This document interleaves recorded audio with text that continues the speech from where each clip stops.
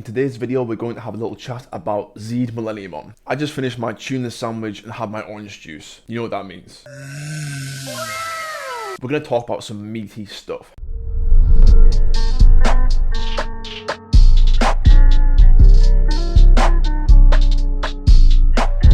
In the most recent episode of Digimon Adventure, we were reintroduced to one of the most gargantuan, most overpowered, broken villains you have ever heard of in fiction, through Lotmon's flashback and the retelling of the war. But when we heard we were getting Millenniumon, it wasn't quite clear what that meant. It didn't meet our expectations. We imagined the Millenniumon from O2. The classic Chimeramon, the Mugendramon, Joggerus, composite Digimon, yeah? No, we didn't get that one. And I don't think it will appear at all, because considering we have neither, it wouldn't really make sense to represent him in such a way. I suppose their only options was Mu Millenniumon and Zed Millenniumon. But even then, the show subverts our expectations again by showing Zed Millenniumon with the chains around his body which suppress his power, at least in the lore. He clearly doesn't have those on him at present. Now, if you know anything about Zed Millenniumon, you know what that means. They are totally Baba Booey. But wait, there's more. I personally don't believe that just because Zed Millenniumon was represented as some 5-dimensional evil god in some canons, that he has to be represented in the same way in every canon. When I did my reading to make this video, I read a lot about Zed Millenniumon, a lot about the lore. Some explanations are somewhat clear, some are quite vague. But the one thing I do know is, I'd sit in my chair thinking,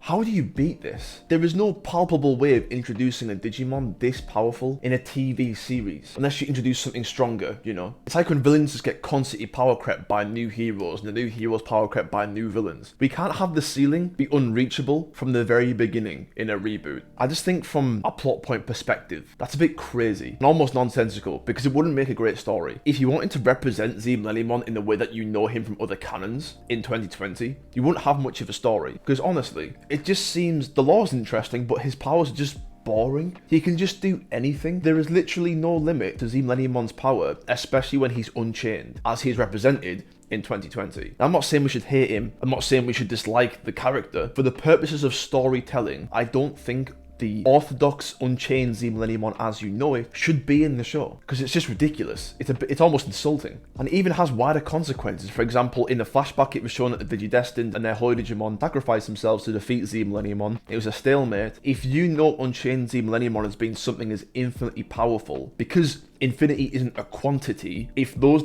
Holy Digimon make up infinity because they stalemated, there is no fraction of infinity. It means they're all infinitely powerful, if you know what I'm saying. That has its own consequences that I just don't think Toei want to deal with. And there's so much more to go over. As I read on and on about Zed Millenniumon, the only thing I could really think of that was fit for purpose for Zed Millenniumon, at least as you know it, the original, is literally just for fictional death battles, you know, when different franchises compare their strongest villain, right? That's the only way he's really useful. Every franchise has a god-type villain, but in this case, it's off the Richter scale. I think representing Zed Millenniumon in such a way has too many problems for Toei. So if this Zed Millenniumon isn't the Zed Millenniumon from the Cross Wars manga or Digimon Tamer's Brave Tamer, then what is it? What does it mean for us? The answer is literally anything. It's a complete reboot. This instance of Zed Millenniumon is completely non-related to the Zed Millenniumon that you know of. They're not the same. If you think they're the same, that comes with so many different problems for 2020 as a whole. Because Ryo Akiyama, who people thought was going to appear, probably isn't really going to appear. And according to the lore, Zed Millenniumon is only defeated by Ryo Akiyama. If you don't have that check,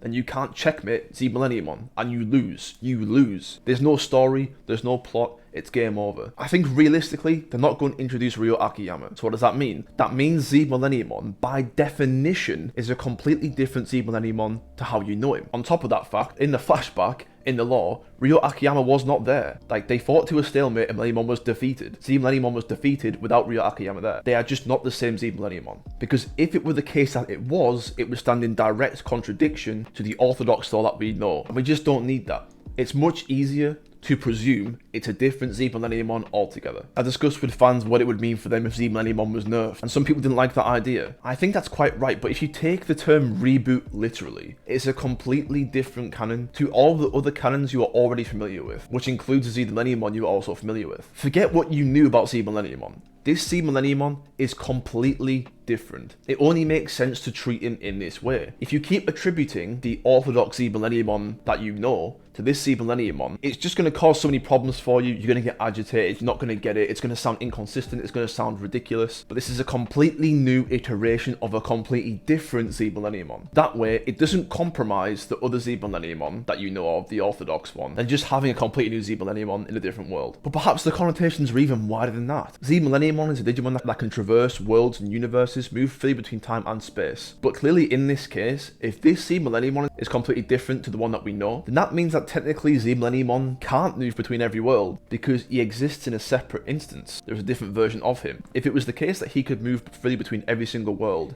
and have dominion over every single world, then he wouldn't exist in two instances. I just wanted to run that by you guys. I feel as though there's so much to unpack about the idea of a different Z Millenniumon. I hope you guys enjoyed this discussion. Really complicated stuff. We haven't got loads of information yet. I'm just working with what we've got. Nonetheless, I hope you enjoyed this. Please like, comment, and subscribe. Thank you for all the support recently. It really means a lot. Appreciate you being here, and take care.